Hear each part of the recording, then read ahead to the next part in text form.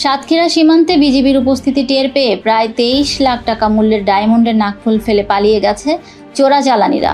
গতকাল সোমবার বেলা 2:30টায় সদর উপজেলার ভোমরা এলাকার বিজিবি এই অভিযান চালায়। বিজিবি 33 ব্যাটালিয়নের অধিনায়ক লেফটেন্যান্ট কর্নেল মোহাম্মদ আশরাফুল হক মঙ্গলবার সকালে এক প্রেস বিজ্ঞপ্তিতে এসব তথ্য জানান।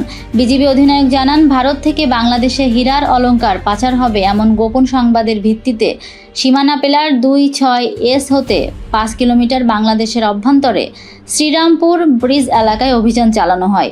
এ সময় এক চোরাচালানি বিজিবির উপস্থিতি টের পেয়ে একটি প্যাকেট ফেলে দৌড়ে পালিয়ে যায়। পরে সেটি তল্লাশি করে 90টি ডায়মন্ডের নাকফুল পাওয়া যায়। এর বর্তমান বাজার মূল্য 22,90,000 টাকা। বিজিবি অধিনায়ক আরও জানান, আটককৃত ডায়মন্ডের অলংকার ট্রেজারি অফিসে জমা দেওয়া হয়েছে। এ ব্যাপারে আইনগত ব্যবস্থা প্রক্রিয়াধীন।